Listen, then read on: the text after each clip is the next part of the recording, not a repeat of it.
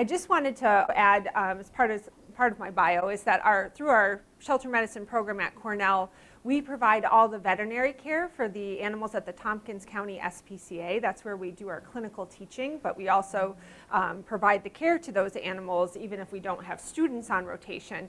And each summer, we do get very frustrated with all the kittens that keep pouring in, but particularly we are often very frustrated with diarrhea and persistent diarrhea, even more so. So that's what's inspired this lecture today. And so we're going to talk quite a bit about why diarrhea is important in shelters. Hopefully you'll be able to bear with me and we'll briefly review the pathophysiology of diarrhea, but it really is important to kind of know what's happening in there. But then we'll talk about the potential causes of diarrhea. And I think we, as a program, often have a focus on infectious causes of diarrhea, and I suspect that most shelters do because we are doing herd health and we want to make sure that we're not introducing any infectious pathogens to the healthy population. But because we were getting frustrated that we felt like we were covering all potential infectious causes, we started to say, well, what else are we not getting here? What are some other reasons that these animals might be continuing to have diarrhea, and how can we go ahead and implement that into our management plan? So I'm excited to be able to share that with you, where our thoughts are going and what we're currently trying out at the shelter over there. And then lastly, we'll talk about some decision making when it comes to animals that are having persistent diarrhea as to, should we continue treatment, should we stop treatment and they're no longer adoptable, or could they be adopted out depending on how severe the diarrhea is. So we'll start off talking about why diarrhea is important, and it directly impacts, obviously, the health of each individual animal, and that it can cause quite a bit of pain through abdominal cramping. And in these little ones, and kittens and puppies, it can lead to a pretty severe dehydration. If it goes on long enough, and particularly where the problem is in the GI tract, it can cause weight loss. And sometimes the severity of it is so bad that it just covers the entire back end of a kitten and or a puppy, and you may even see it, they may paste it all over themselves, but usually over the back end we might see some fecal scalding.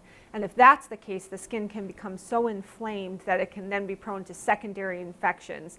And the more problems these animals have, the harder it is for them to get over their diarrhea. So in severe cases, diarrhea will lead to the dehydration, animals become lethargic, and it can progress to both shock and death. And when I was in private practice, very rarely did I ever see diarrhea that caused death, unless I had the occasional parvo puppy. But in shelters, we do see a pretty significant number of animals that this will happen to. And when I was doing private practice, shortly after I graduated, I was taught, oh, you'll never see feline panleukopenia. That doesn't happen anymore. But we absolutely see it regularly in shelters now. So it's something we really need to keep in the back of our heads. As far as how diarrhea impacts shelter operations, well, it's just similar to what I had been talking about with the previous slide, in that we are always worried about infectious disease control for not only the impact on the individual animal, but we definitely don't want to introduce parvovirus or panleukopenia into our healthy population. Diarrhea also takes up quite a bit of staff time, and somebody has to pay those staff members to care for those animals. And then also, diarrhea requires more medication, and maybe, as you'll find out a little bit later in this talk, it may require special diets, or maybe a trial of special diets, which are often more expensive as well. And then with diarrhea, depending on what's causing it, there could be a zoonotic potential to ourselves, other staff members, volunteers, and the public. And the organisms that I'm thinking about in particular would be Salmonella, and then Cryptosporidium parvum is like a little parasite that can cause some pretty bad diarrhea, but can also be passed back and forth between dogs and people, and cats and people. Diarrhea can also impact an animal's adoptability. So this little kitten right here, nobody wants to take this home with them. Understandably so. We can't even get fosters sometimes to take these animals home. And I have personally experienced this as well, where I got roped into fostering a little kitten with diarrhea a few years ago, and we called him the poopy kitten because wherever he sat, he left a little dab of poo. And so I isolated him in my bathroom at home, and every morning I wake up, and no lie, there were at least 30 dabs of poo around that room, and I was like, I can't do this, you know. But anyhow, I ended up foster failing him, and everyone makes fun of me because his official name is Poopy now, but he's adorable. He's totally fine now, but I can relate to people. I understand why nobody wants to take this home, and you feel like if we don't want this in our house, surely, you know, the non-medical based fosters don't want it, or adopters don't want it either. But it can absolutely increase the length of stay for these animals, even if it's just a short bout of diarrhea with something we want to watch. We don't want to let that go out the door. So even if we're just talking one day, that's one more day that animal's in the shelter and potentially becoming susceptible to other infectious pathogens. But look, for instance, our protocol at Tompkins County, we typically put them on like a medical protocol that is at minimum 10 days. And many times where the whole basis of this talk came from, it goes beyond 10 days. And so the studies have shown the longer these animals are in shelters, the more stress they get, the more exposed they are to pathogens, and the more likely they are to contract diseases. And I talked about the adoptability here, and this is particularly true for intermittent diarrhea or chronic diarrhea. And chronic diarrhea is typically defined as anything over 3 weeks. But in a shelter setting, I would argue that even anything over a few days, we may look at it like it's a chronic diarrhea. And so we often will think about chronic diarrhea and the adoptability too for adult animals. You know, what does that mean for them? We'll talk about that in a few slides from now. But sometimes too, we may see these animals return to the shelter after they've been adopted because maybe we thought their diarrhea was gone, but then they get their new animal home and it comes back again and they can't manage it. Or maybe it was unresolved and we just didn't recognize that for whatever reason. So absolutely, these animals may end up coming back to us because of diarrhea. And I wanted to give a real life example from some data taken right from Tompkins County SPCA. And from July 2014 through July 2015, 833 kittens entered the shelter that year. So these were kittens that were 6 months of age or less. And at least 112 of these kittens were given the diagnosis of diarrhea. And I use the words "at least" there because that diagnosis in our computerized medical records requires someone to enter it as a condition. And when we get really busy, this happens, I'm guilty of this too, I forget to enter that as a condition. So I suspect there were a whole lot more kittens that actually had diarrhea. But even if we were just looking at the 112 kittens, that's still 13% of the entire kitten population that was affected by diarrhea. My guess is that the real numbers may be closer to 20%. And so that is a significant proportion of our kittens that are being affected, and that it was now taking our time and resources to try to manage them.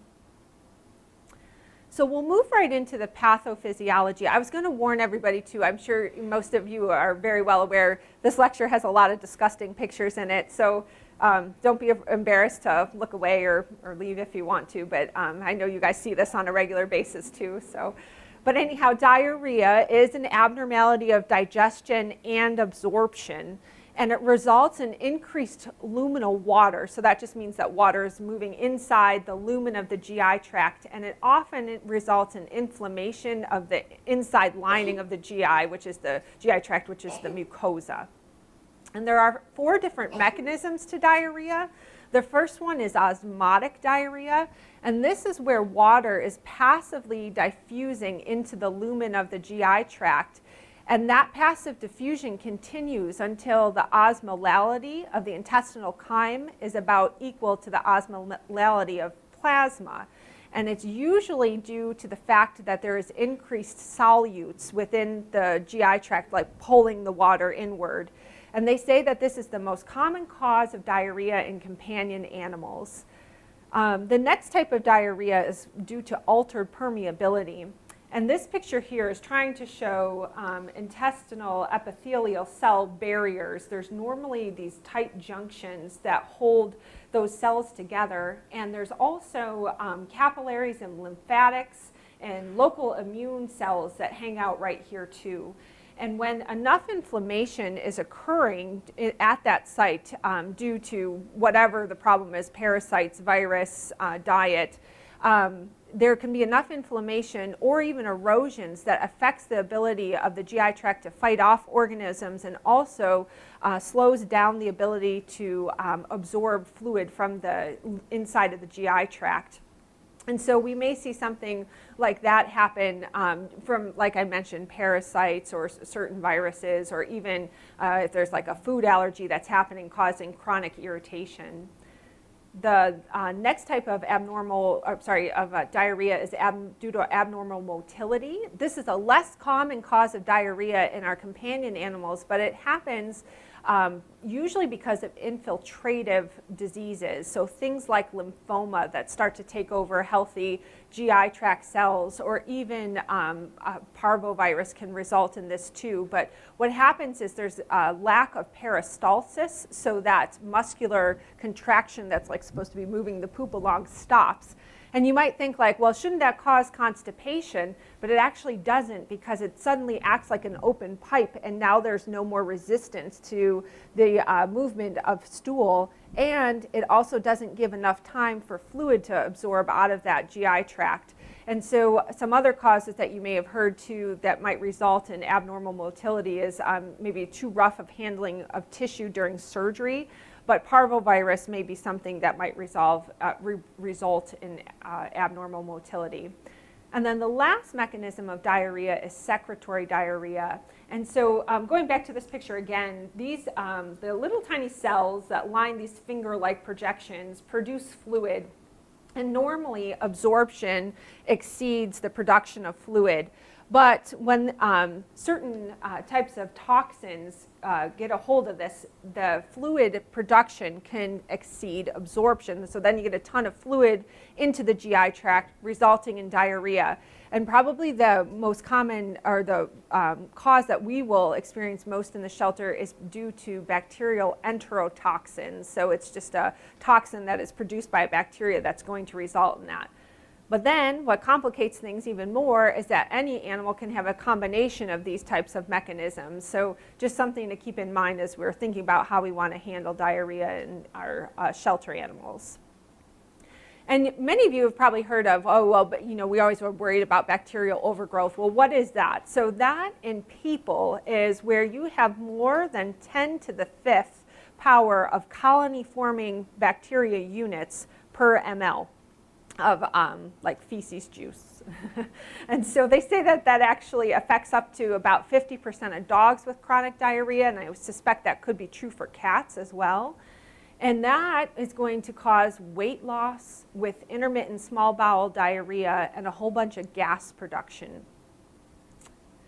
So this can happen anytime an animal loses its normal host defenses. And if you were here for Dr. Boyd's previous lecture, she was talking a lot about how when animals are stressed, their immune system is compromised, and then they're more susceptible to disease. And so this is a perfect example of that, where maybe that could result in bacterial overgrowth.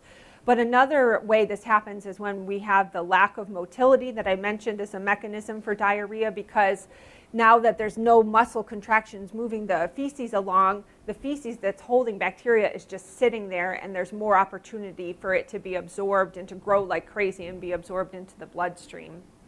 Loss of normal interdigestive motility is referring to motility that's happening more on a cellular level. And normally this would be diagnosed, like if we were in a private practice or a specialty hospital, we would probably submit culture samples to see what is growing, and then we would have our diagnosis and we'd know what medication to use. But as you guys know, in shelters, our resources are often limited, so we have to be really creative and careful about which diagnostics we choose and when. So then you may see, well, people will do a trial of antibiotics, which is okay, but in a shelter setting, we want to be real careful about that, and I'm going to tell you why a little bit later in this lecture. And again, the bacterial overgrowth results in enterotoxin production, which causes secretory diarrhea. So the symptoms that an animal will produce depends on where in the GI tract the problem is resulting from. The small bowel in any animal is responsible for absorption of both fluid and nutrients. And so when the problem is happening in the small bowel, we see large volumes of very fluidy poop being exuded from these animals. So we're probably talking fecal scores of 6 and 7, like the cow patty to like the pure liquid type of poop. And you usually don't see any urgency, no straining involved with this. If there is blood in the feces, it's usually digested blood. But the thing that's really concerning about small bowel diarrhea is that lack of nutrient absorption results in weight loss. And so in our little pediatric patients, these little kittens that keep having diarrhea, those are the ones where we're like, oh boy, if it's small bowel diarrhea, that's a problem for this kitten. If the problem is in the large bowel, that portion of the GI tract is responsible just for fluid absorption. So we're going to see smaller amounts of feces being produced, and it usually has quite a bit of mucus in it. Sometimes you'll see blood, but it just looks like regular blood. It's not from digestion of blood. But usually there's an urgency and a straining that's happening. And I think of, like, I see a lot of dogs that will posture for a long period of time as they're trying to poop. And you think, oh, or I used to have clients that would be like, oh, they're constipated. You know, he's getting in the position to poop and he can't get it out. Well, it turns out it was actually producing these tiny little bits of this large bowel diarrhea because they just feel like even though it's a little bit, there's so much inflammation in that portion of the tract that they feel like they have to go. And so they go more frequently.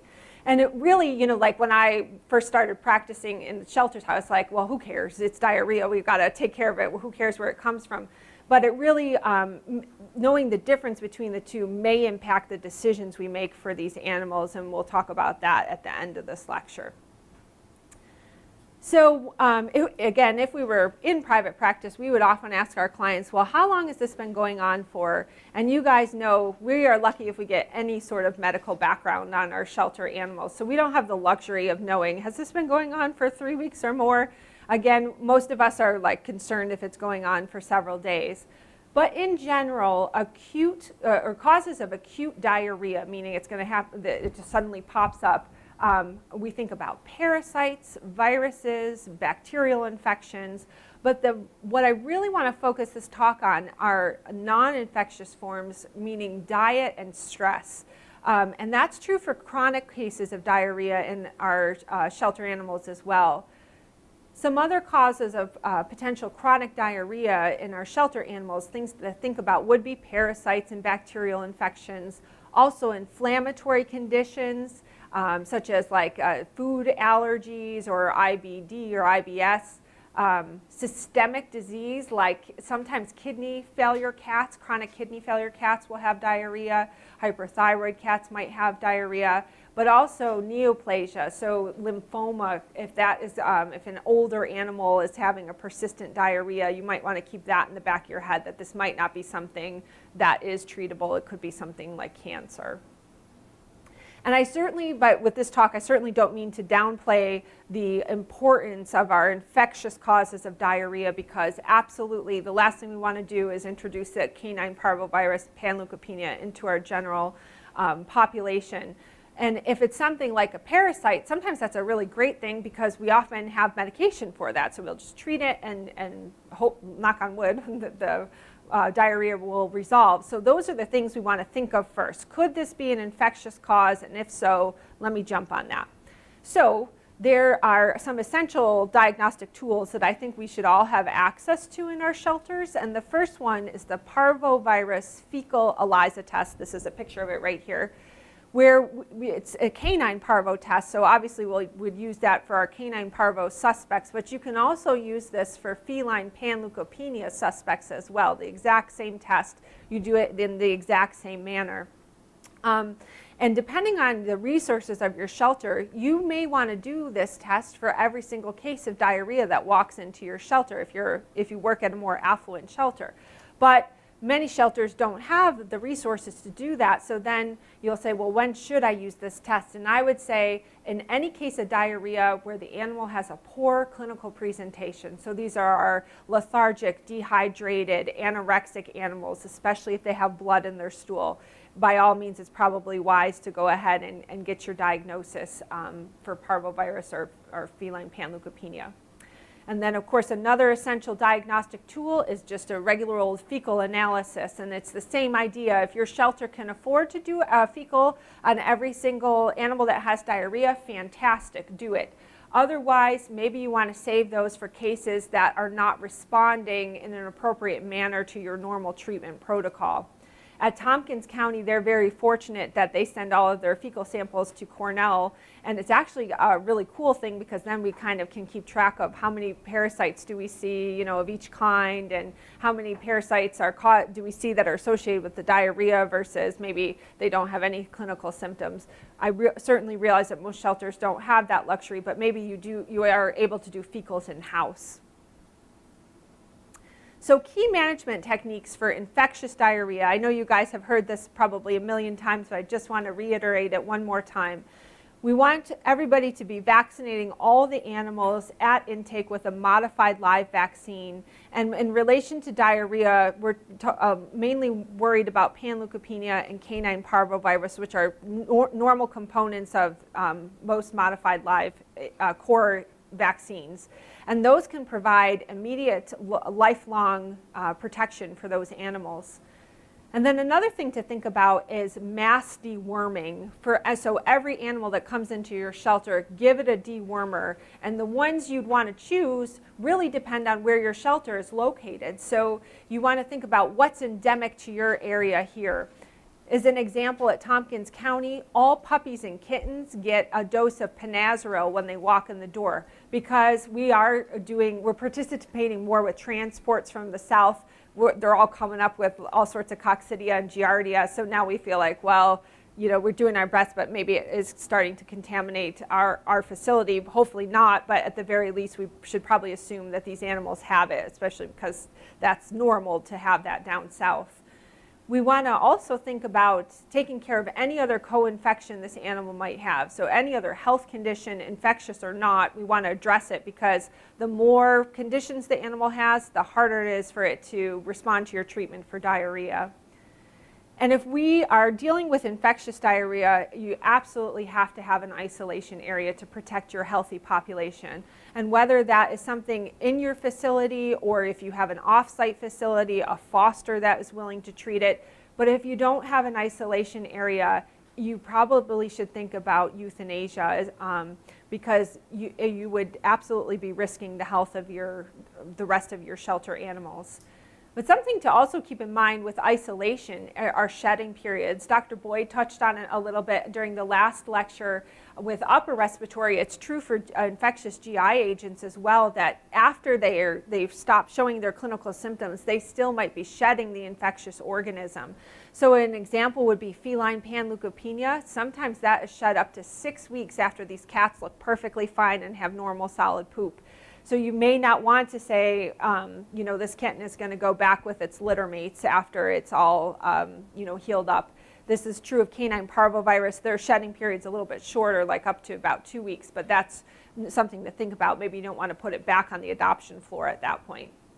And then, I always say, our program always says that taking care of shelter animals is a team-based problem, and we absolutely need to remember that we want to remind our staff to use appropriate cleaning and disinfection techniques with the appropriate products. Dr. Boyd mentioned in her last lecture the different products that are available, and you want to really think about, is this an unenveloped virus versus a hardy cyst, which product is appropriate. And always, always remember the potential of fomites. It's the most common form of transmission in shelters, including ourselves and our hands. Okay, so now we'll move on to the non-infectious diarrhea. And we're going to talk about diet, stress, and husbandry. So starting with diet, I'm just going to keep track of my time here too. Okay. The first thing we often think about with diet causing diarrhea, many of us think, oh, maybe it's a food allergy. And we might especially start to think about this if it's an adult animal that looks okay otherwise. And what this is all about is that incompletely digested portions of proteins can act as potential allergens. And animals might be exposed to this their whole life, and then suddenly one day they can't handle it. They form an immune response to it. So it will often result in chronic diarrhea. Usually you'll see vomiting, and you may even see some itchy skin associated with this too. But you want to keep this on your differential list for chronic diarrhea in adult animals. Another common cause of dietary diarrhea in shelters is an inconsistent diet. And so this, I think, can happen very easily in shelters. If you can imagine, people, we get a lot of donated food and we kind of use it as it comes in. And so depending on who's working that day, maybe it's time like they go on to a different brand of food because that's what's next in the pile, or maybe that person has a preference for a certain brand, so whatever was currently being fed, they're going to grab something else. But I think what also happens too is very well-meaning volunteers, maybe members of the public, maybe even ourselves, will go along and give animals treats that maybe they can't handle. So I do it too. Sometimes I take off little bits of my sandwich and I'm feeding it to them, and then I'm like, oh, I'm probably causing problems. But the reason it is a problem is because in some animals, their intestinal brush borders, so those finger-like projections, need time to adapt to the new diet. And they say that puppies and kittens are especially susceptible to this. So at the very least, we want to keep a consistent diet for our puppies and kittens. Inappropriate diets kind of goes along the same lines there. This is where animals might not be able to digest certain ingredients within the diet, such as dairy, carbohydrates, or fat. And same thing, we often will try to distract animals as we're doing something unpleasant to them, like vaccinating them or whatever we're trying to do with like the cheese whiz on the table or something like that.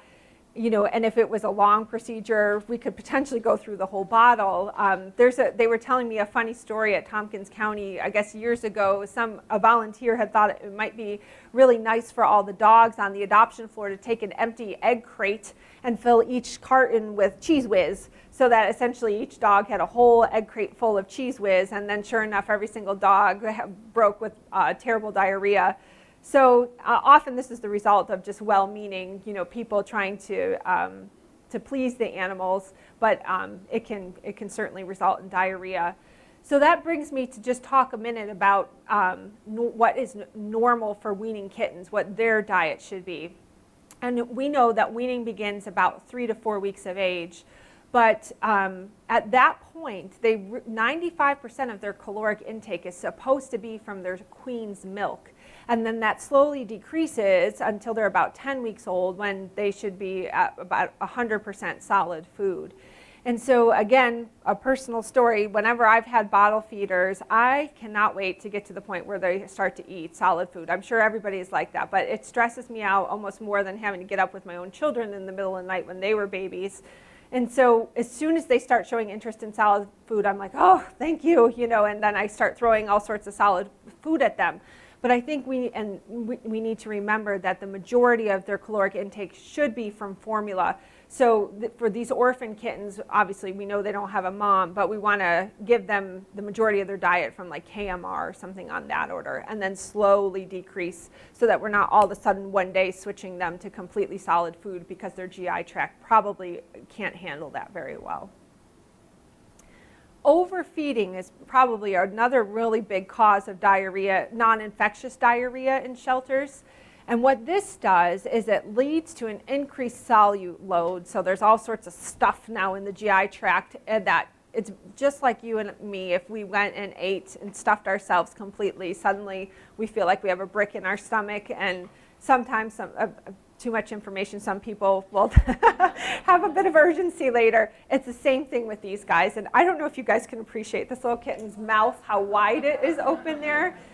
This little kitten's name is Celine, who had diarrhea, and she wasn't eating very well. And then I went in and I fed her, and I was so excited to see her eat like this. I was like, look at this. I'm certain if I kept giving her food, she would have just kept filling up. And I should have put this picture in, but we had a really funny picture of a kitten who had food bloat, and she looked like she had a baby in her belly. It was just enormous. So that kitten most certainly probably is going to develop diarrhea. So we want to think about that. And then the last cause of dietary diarrhea that I think we should keep in mind in our shelters is spoiled food. Because spoiled food can result in bacterial enterotoxins and mycotoxins forming, particularly in moist food if it's left out for too long. So they say that really, if you're leaving it more than like a half an hour, it's at risk.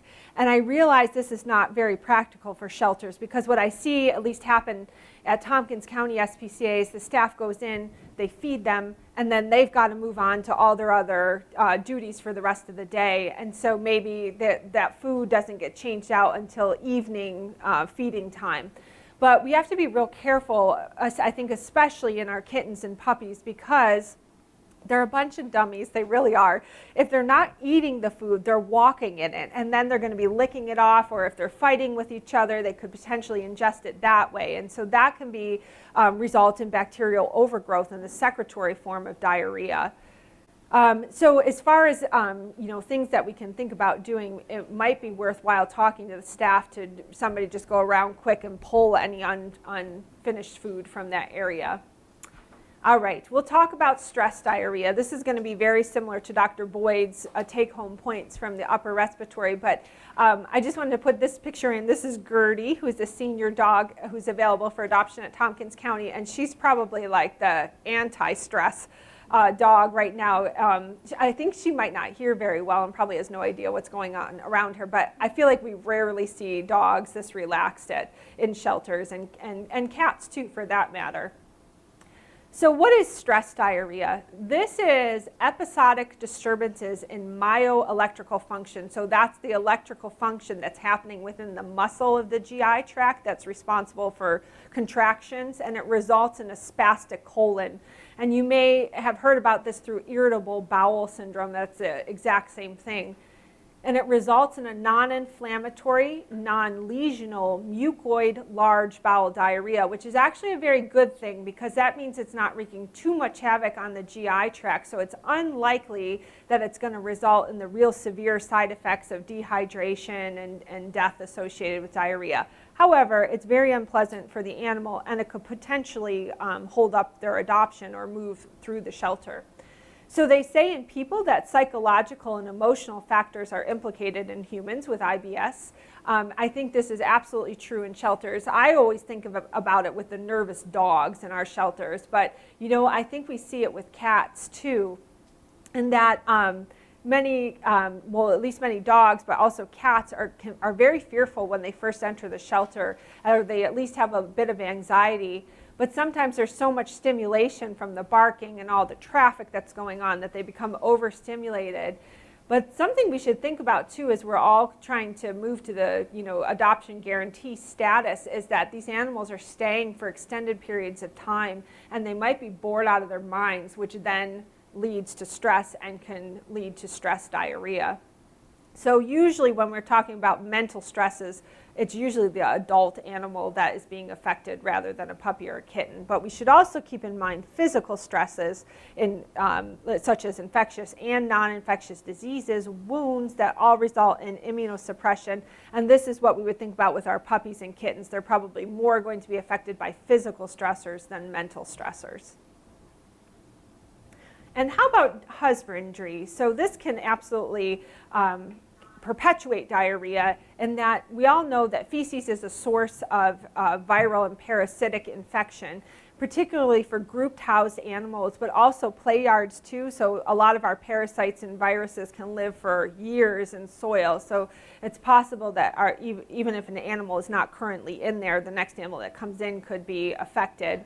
But feces can also be a source of reinfection. So like if an animal has coccidia or giardia, when they have diarrhea, they're letting out a bunch of cysts that are infective in their feces that then coats at least their back end. But I put this picture in, I realized you can't see it very well. This kitten is covered in poop. There's poop up here by its ear, all over its back end. So this can be a source for this kitten to reinfect itself, like if it groomed itself, or if it's housed with litter mates, and even if they're just playing with each other, they could potentially become reinfected through that. And then it can be a source of delayed response to treatment, in that, I don't know how many of you have seen it, I see it quite a bit, where these kittens and puppies too will poop in their food and water bowls, and then they don't want to eat. Well, I've seen them keep eating, but some of them won't eat or drink because of that, and then they're not getting the nutrients and the hydration that they need for healing. But it can also cause fecal scalding, which I think I mentioned earlier. You know, if it's severe enough all down their back legs, they can really get all inflamed, and then they're more prone to secondary infections, complicating their response to treatment. And so feces is also a potential for fomite transmission of parasites and viruses. And I'm going to admit these hands are mine in this picture. They should have gloves on them. I was in a hurry, but I washed my hands. So if you're not going to wear gloves, wash your hands after handling animals with diarrhea. Okay. So now that we know all this, what are we going to do for animals that actually have diarrhea? So there are some key treatment strategies for all diarrhea cases, whether it's infectious or non-infectious. And the first thing we want to do is consider our patient's clinical presentation, their signalment, you know, is it a puppy versus an adult dog, a cat versus a dog, and the history, if we have any sort of history. How long has it been going on for? Is there vomiting involved? That sort of thing. So, and first and foremost, as I mentioned earlier, you want to consider the potential for infectious causes. But then the very next most important thing to do is to correct fluid losses, because if they become dehydrated, and again, especially our pediatric patients, this is where it becomes really dangerous for them, and we're more likely to lose them through death. We want to give them a broad spectrum antithelmintic, so for our intestinal parasites. If it's a young animal, we probably should consider at least an antiprotozoal as well. And then we want to use an antibiotic when indicated, and I have some slides specific to that in a few that I'll get to. But I don't know if any of you use probiotics. We do at Tompkins County, and we like them a lot. So that's where we're giving healthy bacterial organisms through usually it's like a powder into their GI tract to help stimulate healthy growth of bacteria. And then we want to think about what can we do for them diet-wise. But of course, don't forget to treat non-infectious conditions, wounds, even ear mites, you know, fleas, things like that can all delay response to treatment for diarrhea. Yes? You talked earlier about the neonates and their diarrhea. How would you give the probiotics to that population, like the 44? Would you dilute it or just the powder? Yeah, we still do the powder. And in my this morning lecture, I got a question: do you do 1 packet per kitten or 1 packet per litter? At Tompkins County, we have success just splitting a packet amongst the litter, and we just sprinkle a little bit on everybody's food. So like we say, it's like a pinch is what we're doing. We just take a pinch, sprinkle it on their food. And in some cases, that actually encourages them to eat, because I think it might have like a little chicken flavor to it or something like that. So we also use that for our animals that are not eating, because it will have 2 benefits. One, it helps with the bacteria in their GI tract, but also might stimulate them to eat. So we don't do anything fancy as far as dilution goes. So the ideal diet, when I went to vet school, they said when you have a case of diarrhea, in addition, not me, but animals, when you see a case of diarrhea, you of course want to correct your hydration losses, but probably one of the most important things to do is fast the animal for 24 hours, so no food for 24 hours. You guys probably are very well aware we can't do that in the shelter, in particular to our pediatric patients. They'll become hypoglycemic and most likely die on us. So, but what we can do is limit how much food we're giving them. So what we'll say is small amounts often. And again, I realize this can be challenging for shelter staff to do, because usually they only have like maybe morning and afternoon to be able to distribute food to these animals. But in our pediatric patients, it's worthwhile trying to find a way to make that happen more frequently. I'll get specific about that in a minute. But if you have any interest in like actual ingredient breakdown, the ideal diet would have about 15 to 22% of its fat, or of the dry matter being fat, a low fiber content, less than 5%, but a very high digestibility of greater than 90%.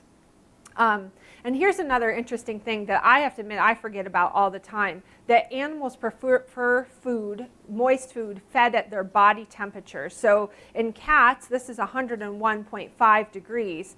And I will do it too. I watch the shelter staff, but I've also been guilty of it. I pull a can of cat food out of the refrigerator, I put it on the plate, and I stick it in with the kitten, and I go, why won't it eat? And I think this is probably a common reason why they won't. And then once in a blue moon, for whatever reason, I remember, oh, let me try heating this up a little bit. And often they do. I think they can smell it, they like it, it's more palatable to them. So just something to think about there. For weaning kittens, the normal, the most ideal diet would be, again, something very highly digestible with a high protein content. And you certainly can feed dry food or canned food or both, however your shelter likes to do that. But if you do dry, they say to give it free choice, because that lets them choose when they want to go eat it. And you might be like, oh my gosh, well, I'm going to put a bowl in there and they're going to go nuts on it all at one time. But their actual behavior is more likely to do a little bit at a time if it's in there all day, as opposed to putting a big bowl of dry food in, and then the animal quickly learns in about 30 minutes they're going to take this from me, so I'm going to inhale it all right now and form an osmotic diarrhea. If you're feeding canned food, you really want to divide this up for our little tiny kittens into TID and QID feedings, because they can't handle big portions of food all like at one time, you know, morning and night type of thing. That can absolutely lead to osmotic diarrhea as well. Oh, yes. So you would free feed dry food to 5 to 6 weeks of age? Yes, you know why? For a couple of reasons. Some of them are like the dry food, but also we want to encourage them to start. But you know where we found the most success, I think it's fine for me to say, through Royal Canin's baby cat food, those tiny, tiny little kibble, they go crazy for it, and it's really easy for them to eat. So we were fortunate in that we got a whole bunch donated from Royal Canin, but I do know there are some shelters who are like, I'm just going to purchase that because this is what I know the kittens are going to eat. I'm wasting all the other stuff anyhow. So yeah, so we do go ahead and put it in at that young of age. There's a lot of confusion, or at least I feel like, from our veterinary students about fiber. Like when do you pick a diet that's high in fiber and when don't you? Because you know they say fiber is good for diarrhea or at least regular motility. But what fiber is beneficial for is that it affects the large bowel. It also can have effects on the stomach, the small intestine, and the pancreas. And so it modifies gastric emptying, normalizes intestinal motility and transport rate. It buffers toxins in the GI lumen. It binds and holds excess water, and then it supports the growth of normal GI microflora and buffers gastric acid, and it alters the viscosity of the luminal contents, meaning it makes it like more formed. So when I went and asked our nutrition faculty member at Cornell, what would you give these diarrhea kittens? And he was like, well, you have a couple of options. And so the first one is you could feed them a highly digestible, low fiber food. This is true for any animal with diarrhea, not just kittens, with moderate fat levels. And this is what we see with Purina EN, Hill's ID, and Eukanuba low residue. Where the second option has higher fiber content, and this is Hill's RD or WD, or Purina OM or Royal Canin GI Fiber Response. And then a third option for chronic cases of diarrhea would be just do a trial of a hypoallergenic diet, because if you were in a private practice or specialty hospital, you'd probably go through all this, you know, workup with blood work and all sorts of things and elimination trials and stuff, and most of us do not have the time to put into that in a shelter setting. So maybe you want to just go ahead and see, does this animal improve on a hypoallergenic diet? Often you have to do that in conjunction with medical therapy, and just for interest, if you have any for your animals that you might think have food allergies, usually we're talking about anti-inflammatory medications because it results in less exposure to luminal antigens. These are things like steroids, metronidazole, tylosin. Steroids are controversial though in shelters because if you use them at too high of a dose, they're going to suppress the immune system in an already stressed out immunosuppressed animal. So, you know, there's controversy back and forth. But I will say too, even these prescription diets of ID and, you know, the RD and things like that, sometimes we're really hesitant to give them a try. One, because we maybe don't have them in stock and we would have to purchase them. But also, there's some thought like, man, we're switching these diets all around on these animals. And, you know, if you were in a private practice and you had a client come in, you'd be like, well, we're going to put you on this prescription diet and slowly go back, revert back to their normal diet over 5 days. We actually tried to implement that at Tompkins County, and it's like kind of hit or miss. It just depends on, do we remember to, make that point to them. Is the staff member so busy that they miss the sign? So that says, let's transition back to a normal diet. So it's challenging. So our new way of thinking is, let's not go and put them on any special prescription diet. And if that's the case, then what should we be feeding them? So the first thing to think about is an appropriate diet for the species and the age of the animal. And again, this can be challenging for shelters that really do rely strictly on donations. And there's been a lot of shelters that will just mix everything they get together in one bin, and then they're like, oh, it is a consistent diet, but it may not really be a consistent diet, and it's probably not age appropriate.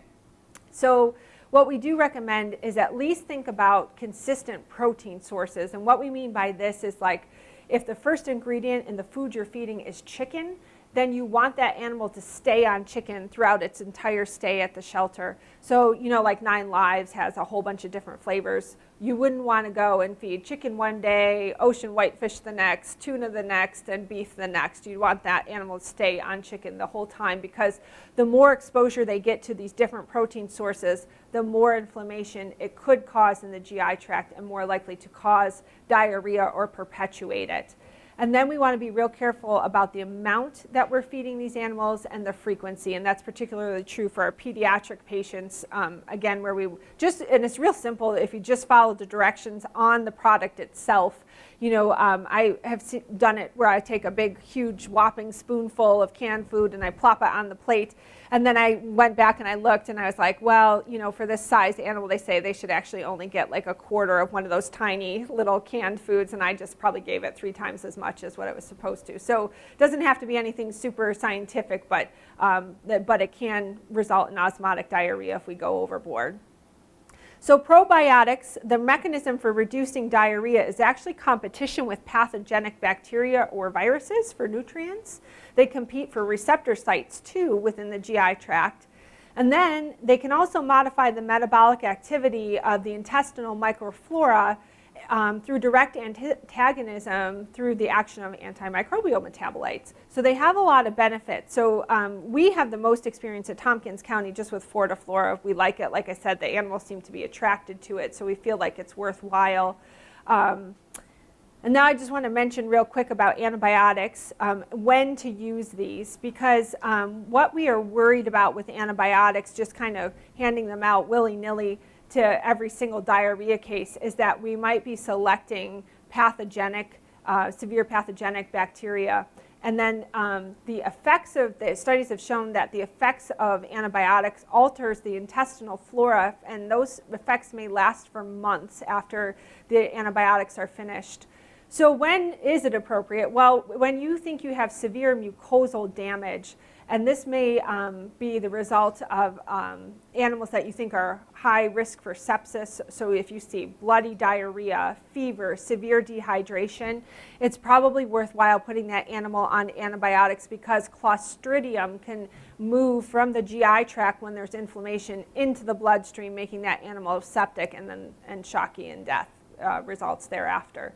When you put an animal on an antibiotic, you want to think of what has the most broad spectrum activity against anaerobes. So again, Clostridium, Salmonella, and Campylobacter. And here are some common antibiotics. We also will use amoxicillin particularly for Clostridium. It doesn't have that much effect on Salmonella and Campylobacter, at least to my knowledge. But because metronidazole, just so you know, for pediatric patients, you have to be real careful with that, because it can cause toxicity if you give too much of it. So another possibility is Albon. So Albon or amoxicillin is more safe to use in pediatric patients. Yes. Mm-hmm.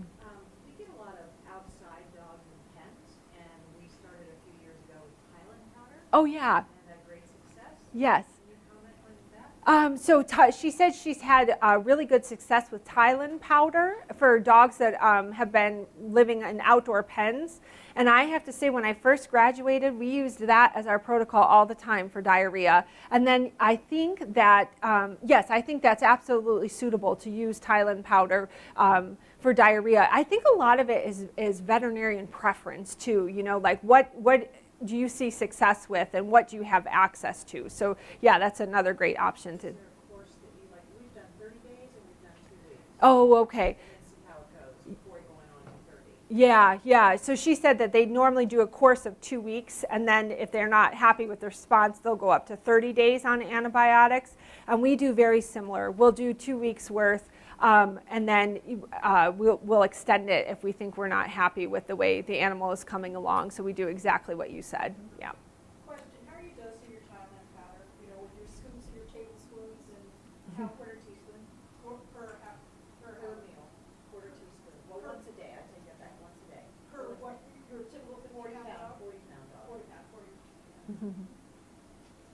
So again, as Dr. Boyd mentioned in her lecture, stress is going to immunocompromise an animal. So we want to really think about providing humane housing units. This is an example of a housing unit that was just your traditional 2x2 cage where the staff put a porthole in there. So now this kitty here has access to this side and that side. And so typically you'll see the litter box on one side and the food on the other. And this cat has the choice to also have a little bit of a perch up here. So providing the ability for an animal to make a choice is a good way to reduce their stress levels. And this can be tough in an isolation area where you're already probably trying to cram as many animals as you can fit into that. But it may be worthwhile to put portholes in, and then that may even shorten the treatment time, moving those animals out quicker. So you may be able to process the same amount of animals. It's just that each one would hopefully move through the shelter faster if you're able to take some of these points home with you that we've been talking about. Also limiting handling, just like Dr. Boyd had mentioned. If some animals really are freaked out, and if the more you touch them, the more scared they're going to get and the more immunocompromised they're going to become. Enrichment is tough in isolation areas because we're talking so much about fomites and that we don't want to be one, but I think it is a good idea if your shelter has a volunteer that you can trust to adhere to your rules, or a staff member who can be like dedicated to the isolation area and be the person that goes in and socializes. Or even if you have the staff members who are maybe doing the cage cleaning and they know that animal is a social animal, maybe just spending a few minutes interacting with it and petting it could do a world of good. Mental stimulation at Tompkins County, we do have a window in each room, but it's a dark room in general. And so sometimes we'll have the radio on, like NPR at a low level, or classical music. If you had like a TV that you could put on a low volume, that's another idea. Or even just some of those cat toys that are like automated, just to let them have something to look at, might be an idea as well. Again, because many times these animals are being treated, for 14 to 30 days before they are moved out of the isolation. And then super quick, husbandry. I just want to point out too, litter boxes. For these animals that have diarrhea, you want to be cleaning these at least twice a day. And I think it's a really good idea to think about disposable litter boxes for animals that have diarrhea, because we know cats, as they scratch the litter box, they're making defects in the plastic, which then holds on to pathogens. If you have a disposable litter box, you just throw it right away, and there's no way for that to stay for the next animal to hold on to pathogens. I would also say that if there is poop or diarrhea outside of the litter box, you should really encourage staff to pick that up as soon as they see it, rather than walking by and be like, I don't start cleaning litter boxes till 4 p.m. Because remember, it is a source for reinfection or potential infection to other animals in the shelter. So that's the spot cleaning. And then here's another thing that we do implement at Tompkins County is we bathe the animals that have diarrhea. We'll do it as needed, like for those that look like they're starting to have fecal scalding, but for sure when they finish their treatment protocol, remember those the diarrhea may have infectious pathogens in it that is now on the hair coat, and so we'll wash that right off, and therefore they won't bring it to the healthy population, but also won't reinfect themselves. I'm sorry, I'm running over here. I just want to point out too that kittens normally have pasty yellow to light brown stool that is not always formed. So sometimes we get people who are confused and say, oh, these kittens, they still have diarrhea, but it's actually normal poop. They just didn't realize that it might not be super formed. And another important thing to think about, that why animals may still, like more larger kittens or adult animals might still have diarrhea even after you've done everything you've done and you're like, I know it's not a virus, their fecals are negative. It's because with severe inflammation, the little projections in the GI tract may become so inflamed that they become blunted and stuck together, and therefore they can't absorb the fluid and the nutrients, and that might take months to resolve, and sometimes it never does. So that's a sequela of severe infections from viruses, bacteria, and parasites. So just something to remember when we're like, why is this kitten, still producing diarrhea? So it brings me to my last slide. Promise I'm done after this. Decision making. When do we continue treatment? We would absolutely recommend continuing treatment if your diagnostics are still positive. So your fecal sample still comes back positive for something. If the animal has poor body condition or continues to get worse, they don't have a good appetite, they're lethargic, or when we're talking about the small bowel diarrhea, so the real liquidy stool, the cow patties, that's an indication that those animals are still losing nutrients and they should not go up for adoption. But you may want to consider clearing animals for adoption who do have negative diagnostics. So their fecals are clear, they're in good body condition, they have a normal appetite, normal activity level, but they still have a little bit of large bowel diarrhea. It may be that it's going to take several weeks to a couple of months before that fully resolves. Maybe you can get away with adding a medical disclosure to their new adopter that, hey, we've treated this animal for any infectious cause. They are improving in that their body condition and their appetite is improving, but we expect this diarrhea to persist for a little bit. Okay, thank you guys for hanging out. And we're, okay.